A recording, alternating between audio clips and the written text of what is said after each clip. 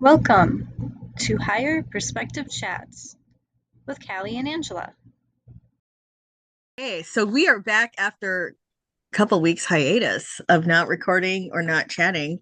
I've been busy getting ordained as a well, not ordained, but commissioned as a lay minister for um the Cedar Valley Unitarian Universalists, and and doing sermons a lot of the weekends or traveling. So we just haven't been connected. And I know you've been really busy too, Ange. What have you been up to? Yeah. Well, I was living out of state for a number of years and I had a massage practice before that. So I've been slowly reaching out to clients that were really regular with me before I closed my massage business. And I just connected, I think, with the last person this week, and I'm going to see him tomorrow for a massage and catch up after not seeing him for a number of years. I'm looking forward to that. So, yeah, I've been massaging here and there just as a hobby, just for fun and reconnecting with people. Kayaking. We had a really hot day here in Minnesota, and I went out with a girlfriend kayaking, and we went to the beach, and I went swimming already. It's only June, and I've already been swimming in a Minnesota lake, so that's fun. Feels good. I'm a lake rat. You, Callie, are a river rat. I remember you've called Yeah. yourself that before because you grew up on the river. hmm It's Yeah. awesome. Yeah. So fun. So incredibly fun. Right? Yeah. So what are we going to talk about today? I You don't had a know. topic that we chatted about last night, and it's Yeah. something about it. Oh, when do kids lose that internal like drive, internal joy? Was it something like that? No, it was more like, I mean, kind of maybe along those lines. It's like when you're a child, you're just in the moment and doing what excites you the most in that moment. You're just bipping along through your day, playing and having fun. And I was pondering the other day, like, when in life does it begin that we start being more like goal oriented and planning for things? Because children don't think about that. They don't worry about how to acquire the things they want. They're just in the moment and life like provides for them. I mean, hopefully you have loving parents and you have all of your needs met. I know that's not the case all the time, but you know what I mean. So where do we go from just living in the moment and playing to suddenly like we're strategizing and we're planning and we think we have to figure things out. You know what I mean? Because when Yeah. you're a kid, you're not trying to figure things out. You're just playing. Yeah. I mean, but when you're a kid, you don't have any responsibility. You don't have to take Right. care of other people. You don't have to feed other people. And so you can't be a kid your whole life, and at some point you have to, life makes you want to set goals, because we want more than just everything coming to us without any intention around it. Like, we do want specific things, we just don't want whatever is going to be handed to us. I mean, at least some people. So I think what you're talking about is, like, how can we do both, right? How can we plan and strategize for what we want, but still be joyful, but still be in the moment? um and so, but because we want to plan, but we don't want to lose the spontaneity of the moment, the freedom, the joy. And I The think what flow. the flow, and I think what you're speaking to mostly is like losing the joy of life, like getting kind of set down in the routine, and this is what we have to do, and kind of the spice and the Monotony. magic of life. Yeah. And I think we lose that when we no longer trust in the universe, when we no longer have faith in ourselves. And not everybody, like, we're taught different things about what faith is. And so a lot of people were kind of trained out of this idea that we can create, we have control of our experience, and more in just, like, controlling what somebody else does or controlling what we do, but controlling the things that actually come to us in a vibrational way. And so if we're not taught that, or if we don't have parents that have faith in the universe like that, then yeah, we can we can think that our control comes from being as loud as we need to be, or making as much money as we need to, or our status in society, which I think are all levels of like, okay, well, if I'm, the president or somebody like that, if I'm up in my community and I have lots of money and people are going to listen to me, I'm going to have more control over my experience. And if you're not somebody like that, then you could feel powerless. Well, I don't have anything. I don't have money. Nobody needs to listen to me. I don't have a say. And, people fall somewhere in between on that. So how do we go about, like, it's nice to have those things. Don't get me wrong. It's nice to be heard. It's nice to have status. It's nice to all that, but recognizing that that's not where your control comes from. It's your control is coming from your ability to create, and your ability to create with the divine. And, you and I, we've spent years and years and years studying spirituality and the law of attraction. And I think we've kind of settled into like this idea that our moods, our attitudes create our reality. We like what we send out in our thoughts and our attitudes, not really so much our actions, but more like our feelings and our expectations comes back to us. And I think that's why we're here, right? To kind of promote this idea, to talk about like, this is the magic going in our lives. This is what I wanted to create, and now I'm living it. And, to celebrate that joy, and to hopefully help others find that in themselves, and to create that sense of empowerment within themselves. Right. The word that stuck out the most to me was your mood.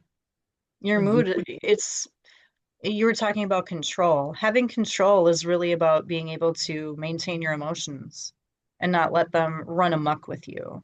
And it's okay if they run amok with you for a moment, but you just don't let it keep running you down the road and dragging you down. You can reel in the reins, and it's all about attitude. It's all about mood. It's all about emotion. Emotion is energy in motion, and that is your vibration.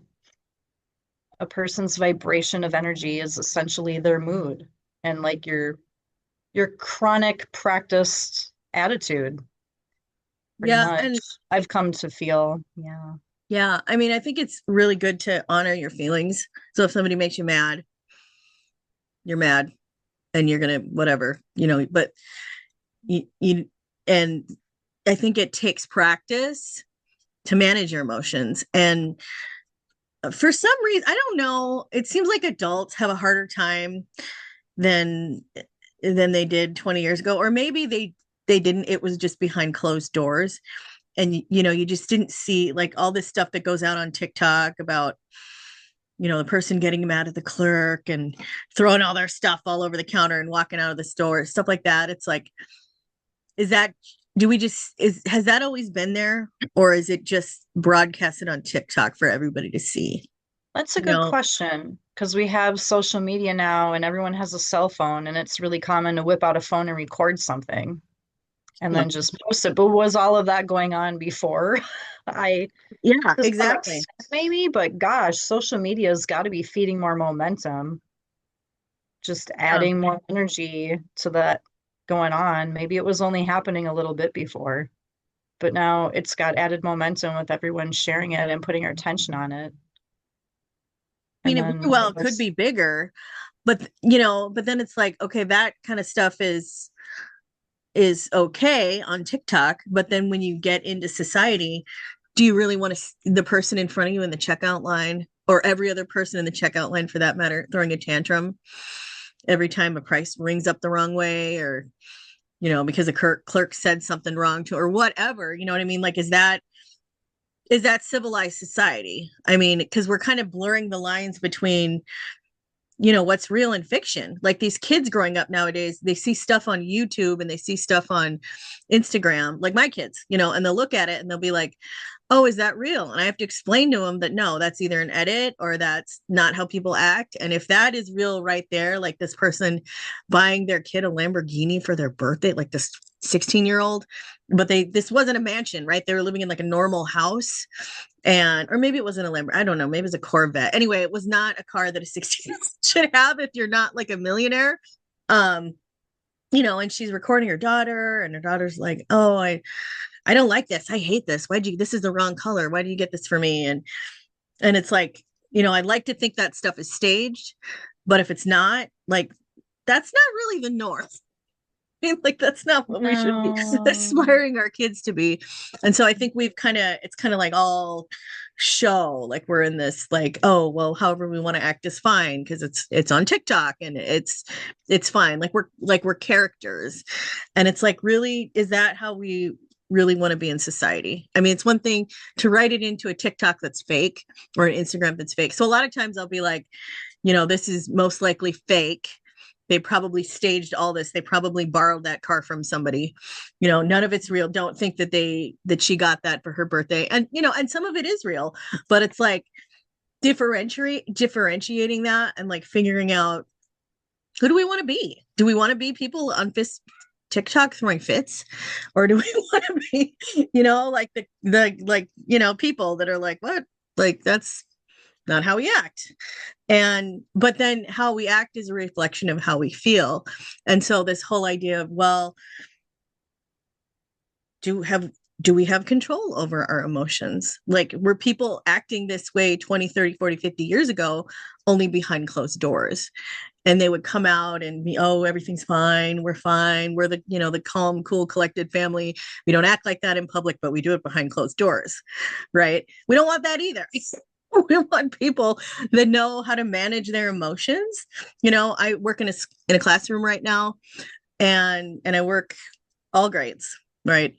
And it's pretty apparent that kids don't know how. And for me, it's a lot more forgiving with the littler ones, like the 2, 3, 4, 5 year olds that don't know how because they don't know how. But as adults, we sometimes forget that they don't know how, and they don't know how to emotionally regulate. So we don't necessarily give them the space to figure it out.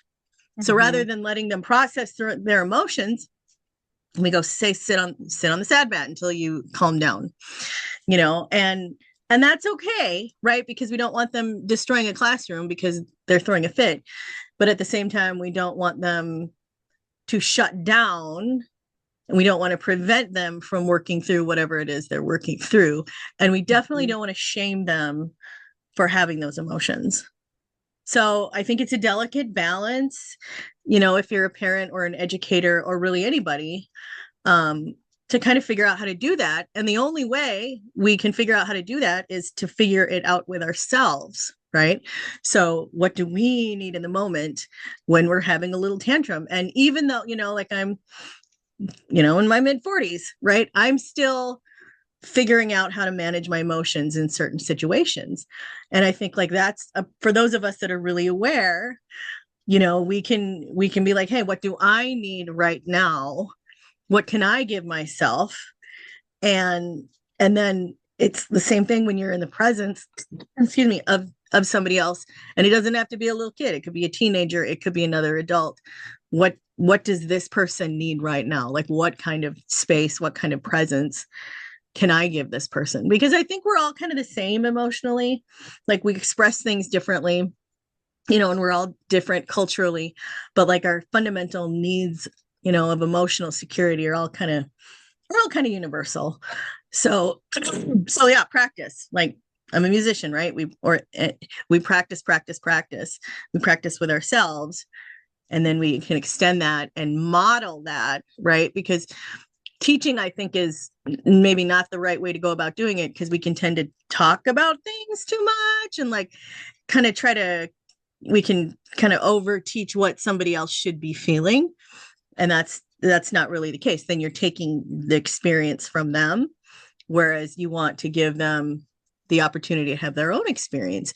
So it's more like providing the space for that. Now, I recognize in classroom settings we don't have tons of time to always do that, but I think there's a way to do that, to honor that moment, and to, not disrupt the classroom, and to allow them to work through their feelings, and then to move on in a really healthy way. But the person in charge of the classroom or the person in charge of that student or child has a big role to play in that. Can you be present, or are you like, shut up, I don't want to hear it, go sit, go sit over there until you're done? Or, okay, be calm, be present. And I've seen that happen a lot in the classroom with really great people, but to me it's almost like the kids have to be so bad to get that presence. Like the teachers don't know what else to do. It's like, okay, we're going to be present, we're going to calm you down. But for kids who aren't that bad, who don't need, they think like, oh, well, you can just be quiet, we don't need to honor your feelings as much because we know that you have the capacity to move past it, whereas somebody that's maybe more extreme doesn't. And I'm saying, like, we need to be gentle with everybody. Like, this kid shouldn't have to be on an IP. This kid shouldn't have to have a history of, throwing the garbage can or breaking down doors to get that presence. Like, everybody should just have that presence and that space, because it's the feelings are the same, right? Like, we don't want to push the kids to that extreme.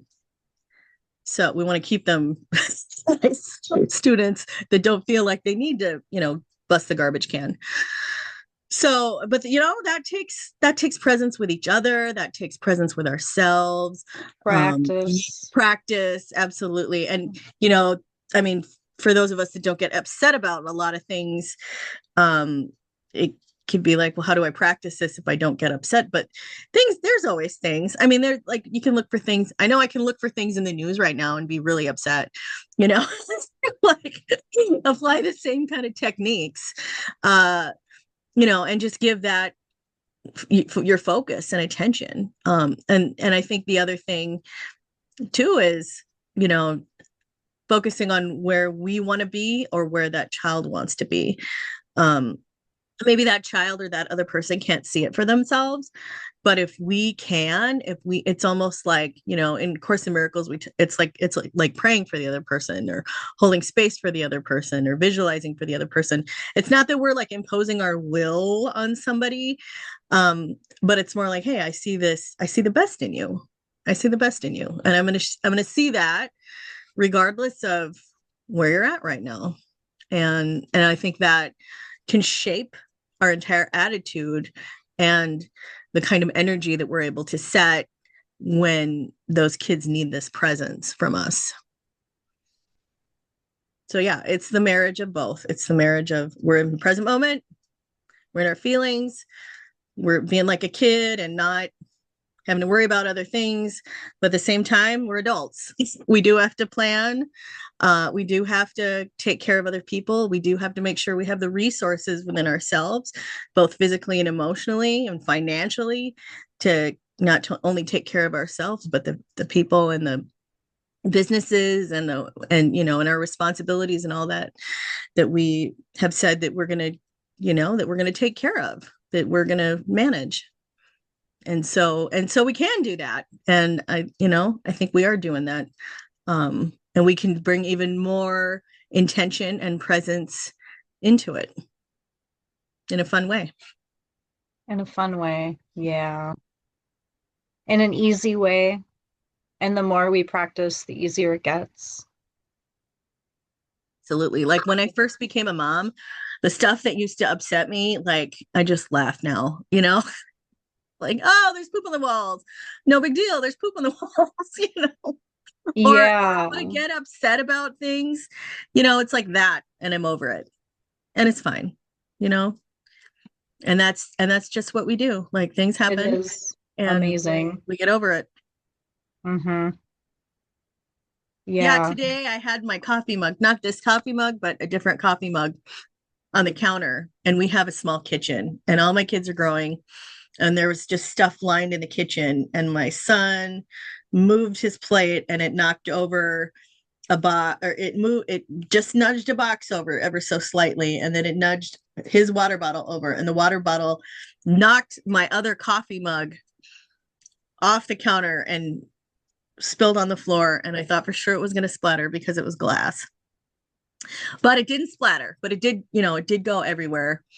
And for a split second I went, no, because I knew we were going to get on this call, and I'm like, oh my gosh, I don't want to clean this up. and two of my kids were like, we'll clean it, we're so sorry. I'm like, oh. Wow. Oh, Yeah. that's so awesome. So, but yeah, I mean, and not everybody has that in their houses, but it can energetically, the universe can provide, once you kind of just not worry about Get stuff. out of the way. Right. Just stay Don't out of worry the about way. spilt milk. I think that was a Right? thing like 10 years ago. Like, don't worry about the spilt milk. Hmm. So, or in this And it's case, all spilled milk. right? It's all spilled milk. Yeah. Pretty much. Yep. What you were talking about earlier, you mentioned trust, and that reminds me of my girlfriend and I are reading the manual for teachers part of the book A Course in Miracles, and we're on a section that's characteristics of miracle workers. And the very first one, I think there's like eight, maybe 10 with a paragraph. The very first one, the foundation of everything is trust. Yeah. It's trust, and everything builds off of that. And a number of other characteristics that we read about loop back around and it talks again about trust. And it's everything. It It really really is. is. Right? It's really the And like the who's really most. taught trust? Who's really shown that? And what you were saying earlier, we would like to live in a society of people that aren't all flipping out and freaking out over all these little things. How do we do that? How do we teach that? Well, we be that, and we Right. know that. It was a Gandhi that said, be the change you want to see in the world. Yeah, I think Yeah, so. we're definitely not here to teach. This podcast isn't even here to teach people anything. Right. We're just throwing around ideas and trying to be better examples and lead the most joyful, thriving lives that we can and have it inspire, not show someone or tell them or get them to do something. We're all here to be inspiring. Yeah, for sure. Although I mean, ulterior motive. If I can inspire people to help create a better government, a better democracy, one where people feel more empowered, I'm all about it. Because Hmm. right now, And I that don't like what's going means on. you feeling more empowered yourself and not even related to politics, feeling empowered in general on any other kind of subject in any other area of your life. And that trickles into politics and that creates change, the change we want.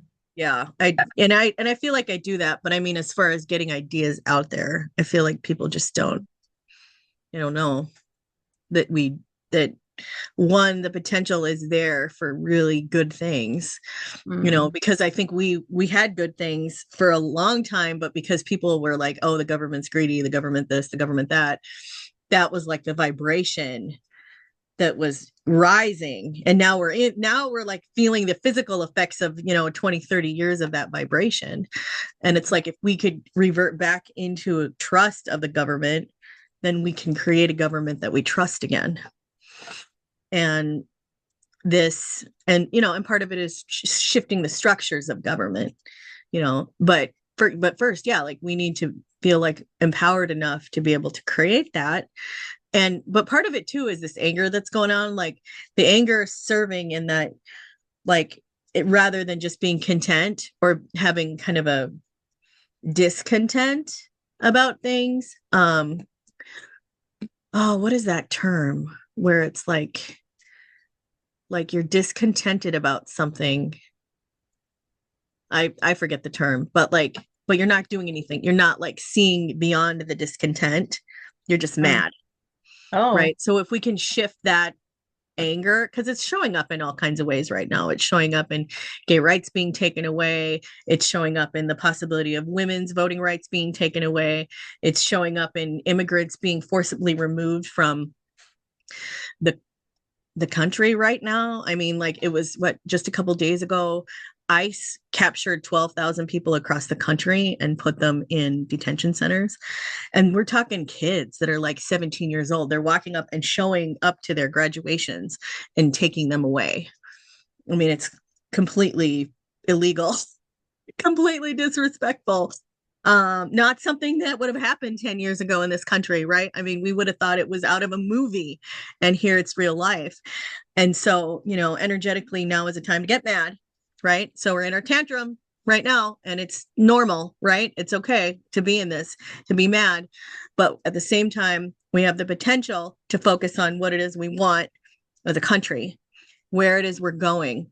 And when, we can get calm, and I don't know when that's going to happen, you know, Yeah.